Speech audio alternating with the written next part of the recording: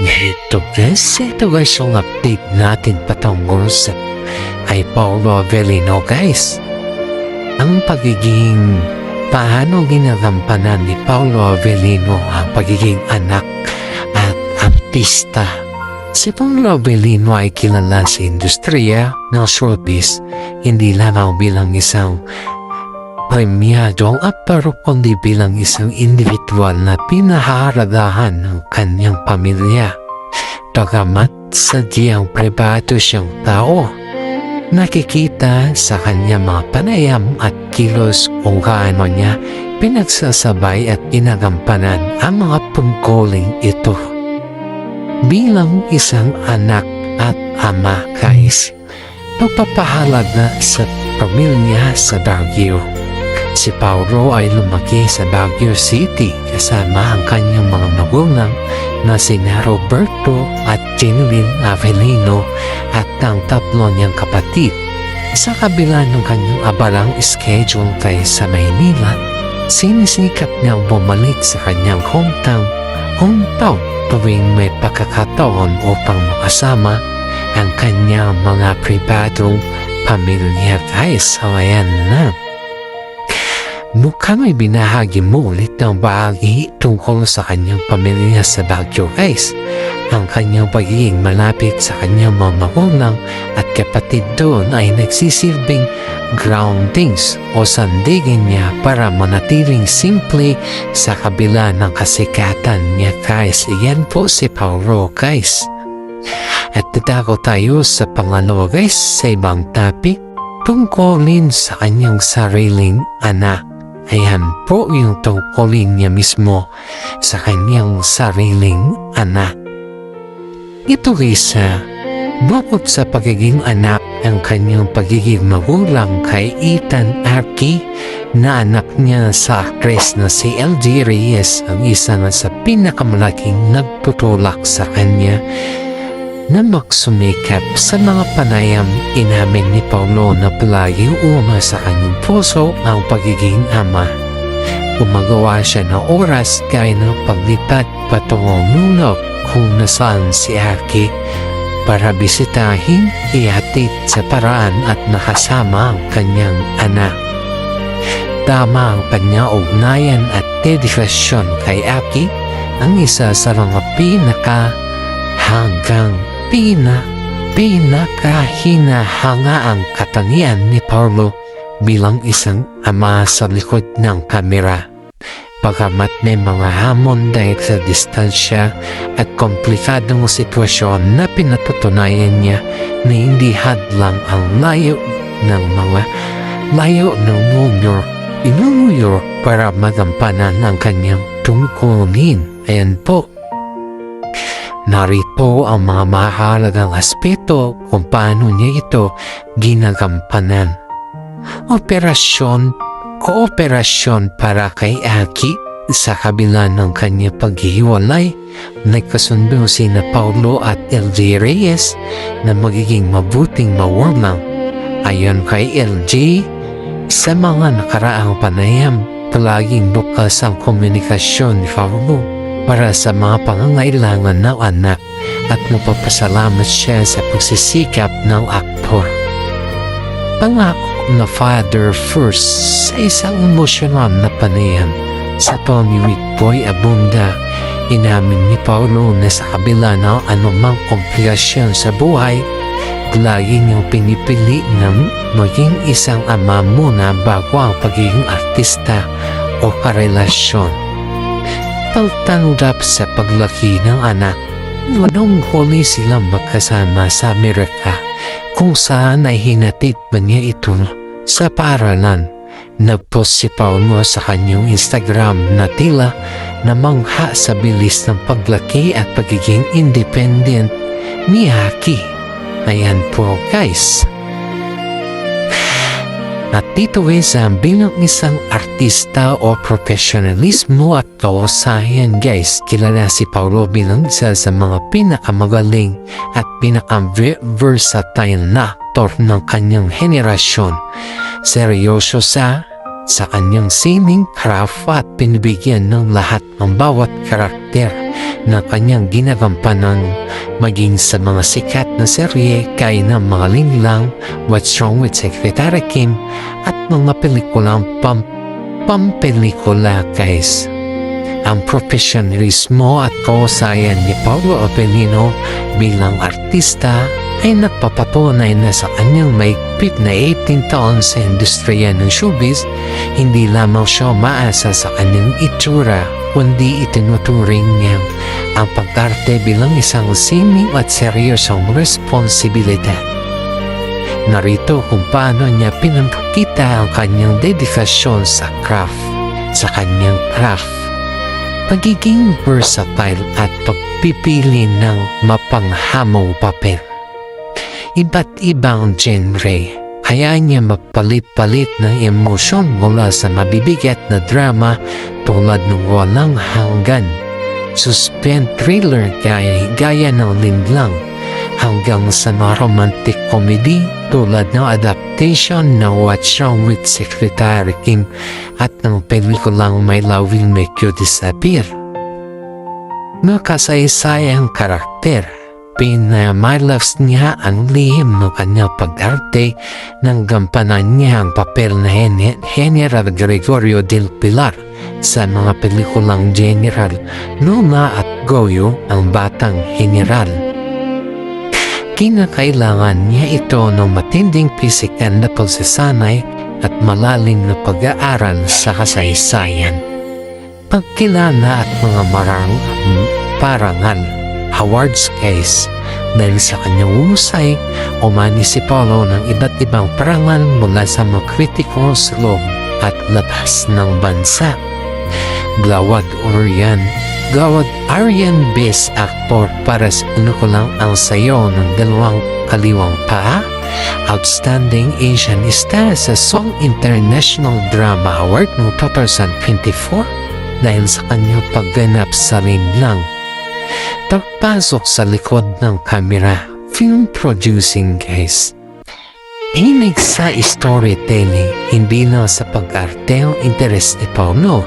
Hilig din niyang pagbuo ng kwento, nagsilbi siyang executive producer sa ilang kalidad na pelikulang Pilipino tulad ng Thunder noong 2020 at ngayon kaya 2022 na yun niya makatulong na itaas ang kalidad ng pelikulang Pilipino sa buong mundo. Patuloy na pagkunlad sa karera, mga bagong proyekto. Kasalukuyang mga serye guys, patuloy ang kanya pamamayagpag sa telebisyon at streaming platform, partikular na sa kanyang mga proyekto kasama si Kim Chiu tulad ng romance suspense serye na Dalibay at ng mga original na seryeng Kopino. Iyan po. Tadao tayo sa another topic guys, ang paghiwalay ng trabaho sa personal na buhay. Masigasig niya pinoprotektahan ang kanyang pribadong buhay. Inagamit niya kanyang kasikatan para sa kanyang mga proyekto, ngunit iniiwasan niya isali ang kanyang pamilya at anak sa ingay ng showbiz upang mabigyan sila ng normal at tahimik na pamumuhay. Ang pagkatakda ng malinaw na linya sa pagitan ng kanyang karera at personal na buhay ay isa sa mga pinakahinahangaang prinsipyo ni Paolo Avellino sa industriya.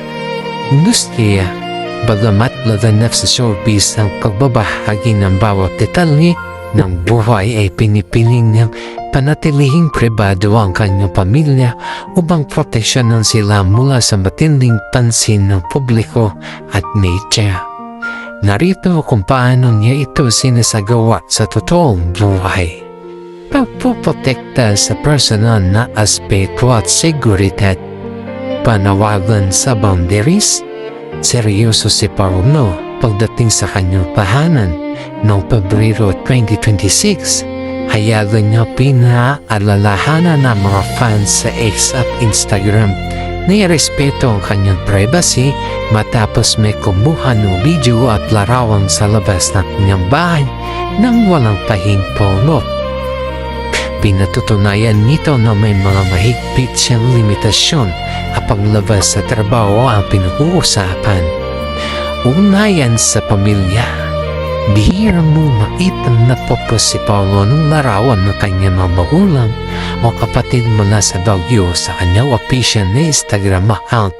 Ginagawa niya ito upang matiyak na mahusay sila ng mamumuhay sila ng normal at payapa, malayo sa mga kontrobersiya.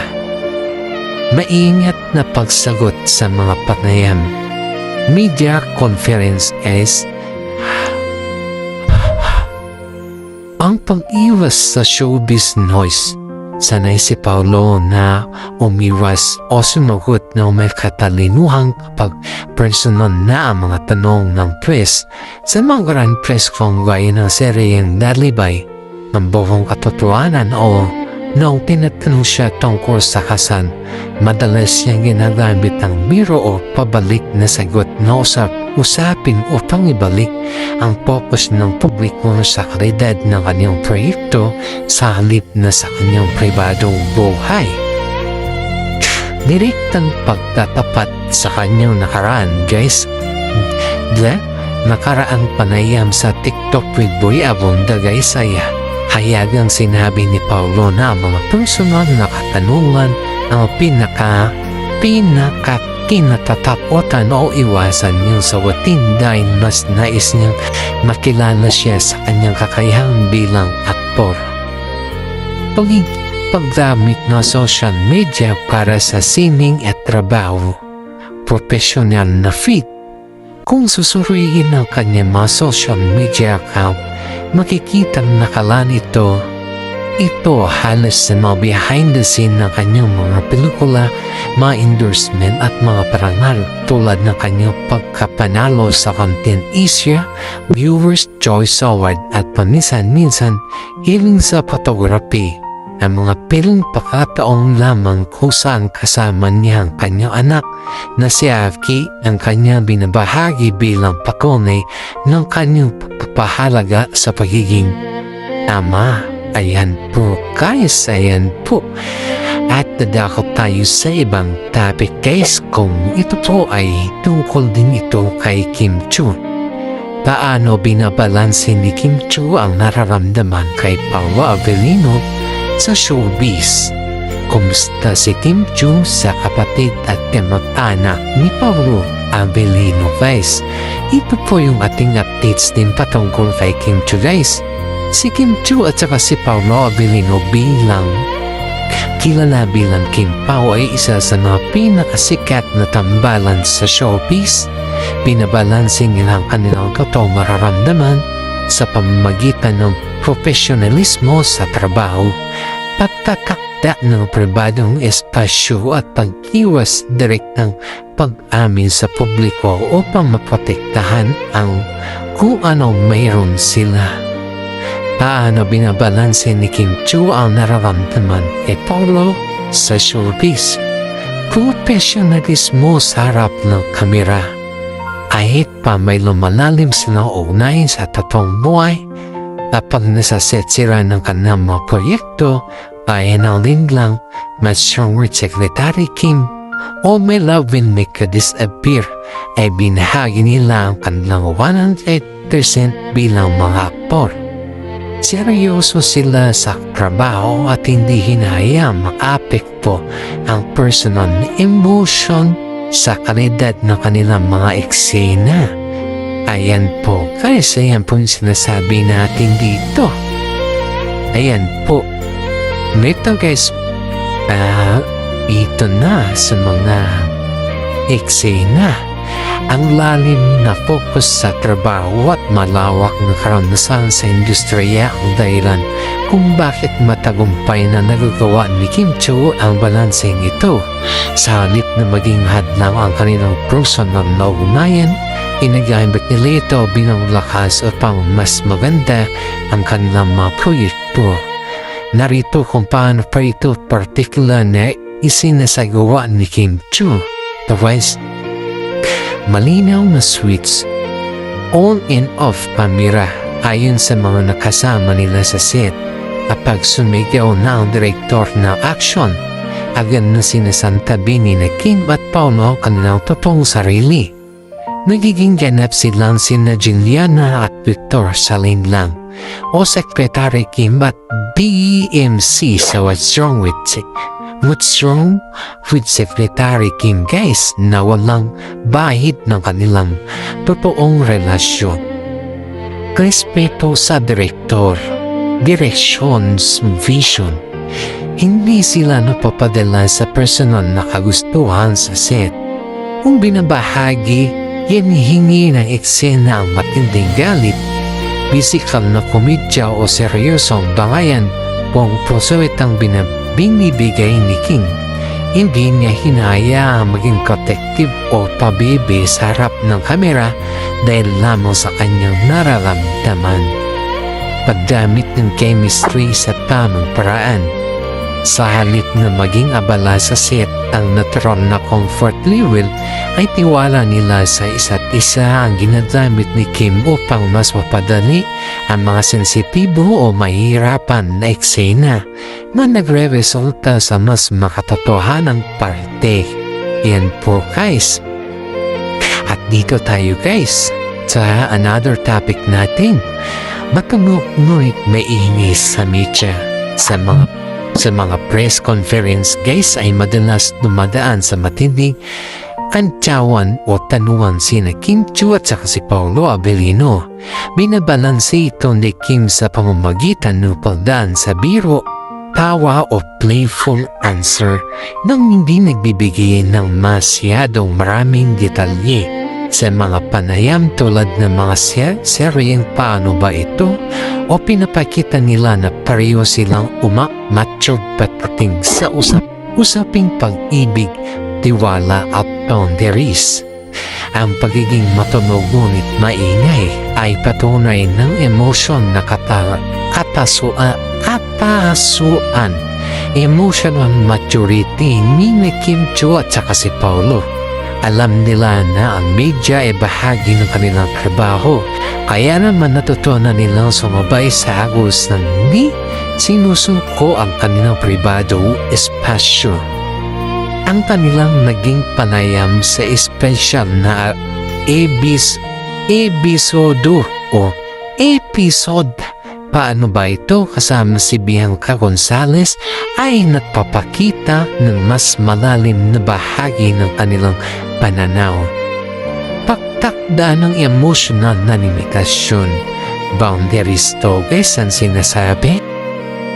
Ang 80% na roles ni Kim sa kanilang talakayang upong sa relasyon sa Paano Ba To guys ay hayagang sinabi ni Kim na bagaman todo siya kung magmahal, all out, natutunan niya mula sa mga nakaraang karanasan na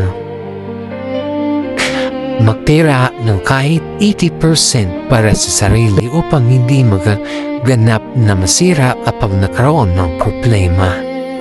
Ang pananaw ni Paolo sa kabilang banda ay pinikita ni Paolo ang kanyang pagiging seryoso sa pagsasabing life is too short not to give ours all, partikular sa pag-ibig ng makaiba ngunit kakomplementaryong pananaw na ito ang napapakita kung gaano sila kawasto at kahanda sa pag-alala ng kanilang ugnayan. Paghawak sa selos o komunikasyon. Langikal at bukas sa parehong broadcast na pag-usapan din ng seryoso or selos. Inamin ni Kim na hindi siya selosa. Uri ng kapareha, habang si Paolo naman ay mas pinili ang pagiging direkta at lohilikan. Kung may mga nararamdamang hindi maganda, mas gusto ni Paolo na itanong ito agad sa kapareha sa halip na magkimkim ng tampo. Pambabalanse sa harap ng kantsawan ng press. Humor bilang protection. Humors bilang protection guys kapag tinatanong sila ng press tungkol sa real score o kasal guys ay ginagamit ni Kim ang kanyang likas na pagiging masiyahin, bubbly personality. Tumatawa siya, nagbibitaw ng mga nakakapuwang hirit and pogways o kaya ay tinuturo si Paolo para siya'y sumagot guys. Sa ganitong paraan ay nabibigyan niya ng magandang anggulo ang media nang hindi napipilitang maglistay ng mga personal na detalye guys. At ang sunod naman natin na topic guys ay pangangalaga sa privacy. Natuto si Kim mula sa kanyang mga nakaraang relasyon na pinipiling nila ni Paolo ang maging pribado at i-enjoy ang kanilang mga personal na aktibidad tulad ng takbuhan, fitness at pagbibiyahe ng magkasama na malayo sa ingay ng social media at mga intriga guys.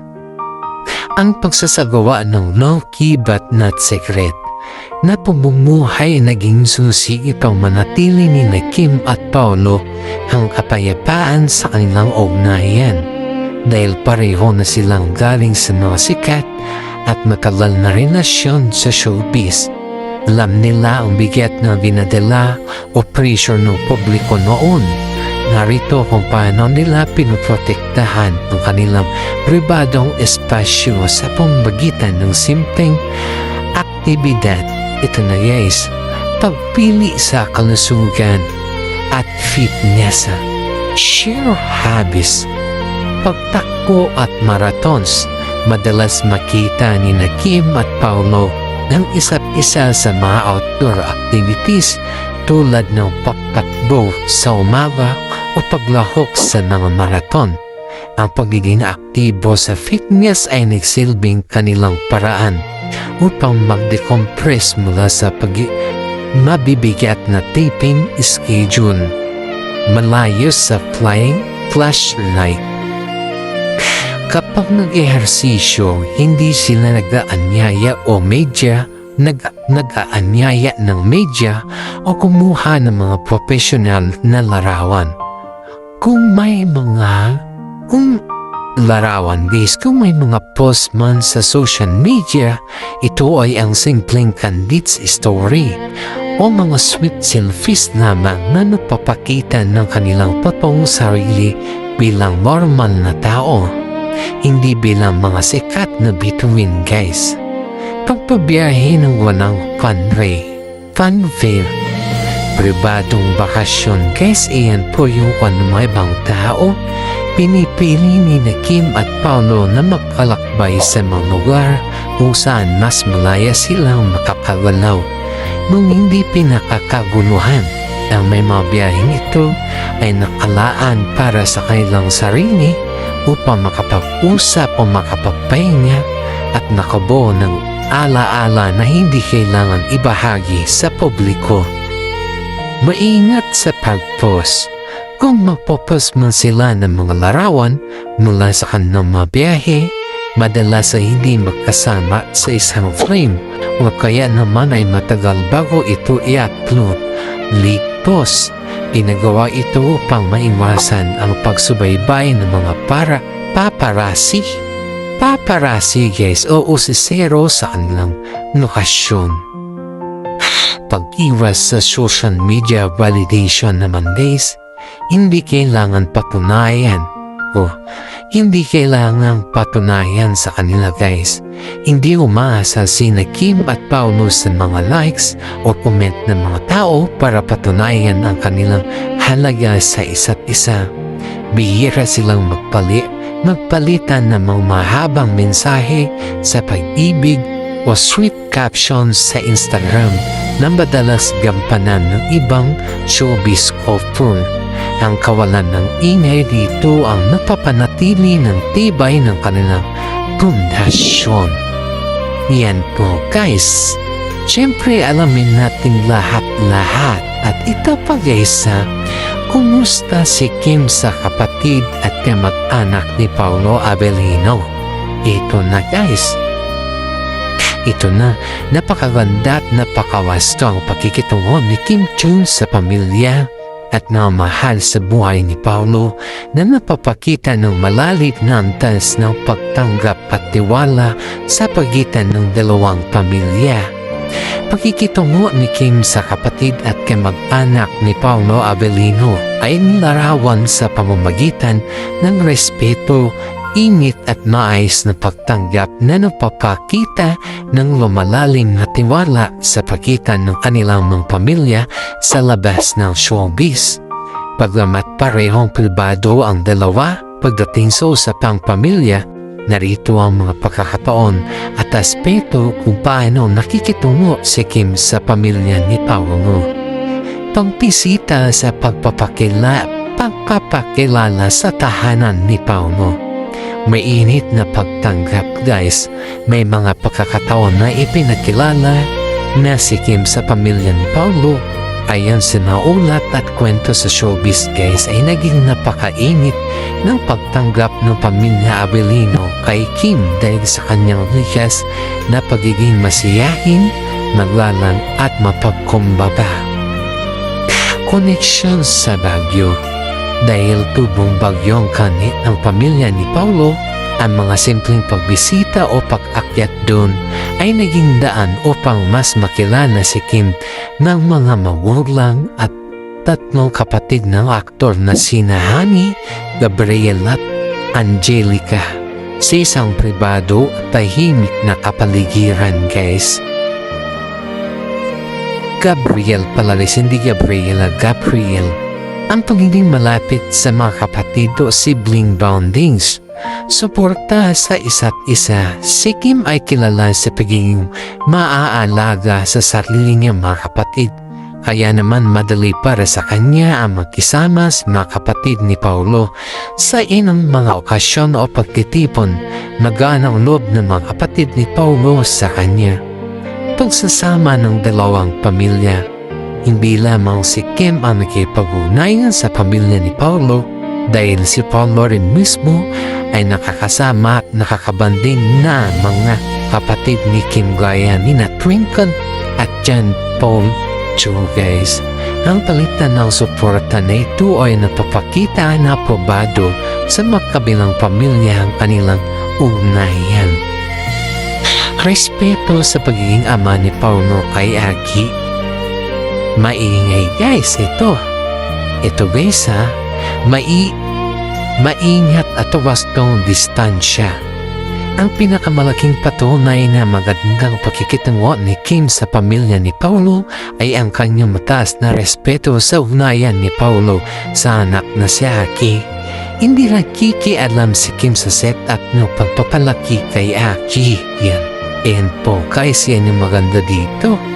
Hindi siya nakikialam guys. Si Paolo hindi nakikialam si Kim too. Ngunit palagi niyan naroroon upang magbigay ng suporta at posibleng enerhiya kay Paolo tuwing usaping pampamilyang pinag-uusapan. Ayan po. At another topic tayo guys ha. Malapit sa pamilya ng isa't isa. May mga pagkakataon na nakikita ang magandang banding sa pagitan ng mga kapatid ni Kim at pamilya ni Paolo. Halimbawa guys, noong nagpunta ang kapatid ni Kim sa Canada, naging pagkakataon ito para mas maging malapit si Paolo sa pamilya ni Kim. Ang pamilyang Avellino Cho ay kapang kilala sa pagkakaroon ng close family ties. Yan po guys. Ang magandang halimbawa na ito ay nagpapakita na ang ugnayan na Kim at Paolo ay hindi lamang pang showbiz, kundi isang tunay na pag-iisang pundasyon ng dalawang pamilya. Ang paglalakbay at ang mga espesyal na okasyon ang nagiging tulay upang mas lumalim ang kanilang samahan. Narito ang mga mahahalagang aspeto ng kanilang pagiging close family-oriented, ang koneksyon sa Canada at suporta sa pamilya.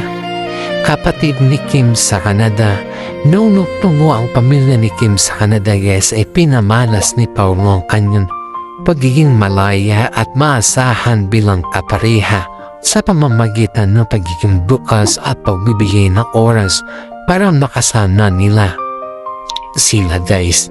Nakuha ni Paulo ang tiwala at pagmamahal ng kapatid ni Kim, partikular na nina Twinkle, Lakam at John Paul, komportable sa isa't isa dahil parehong lumaki sa pamilyang may malapit na ugnayan guys.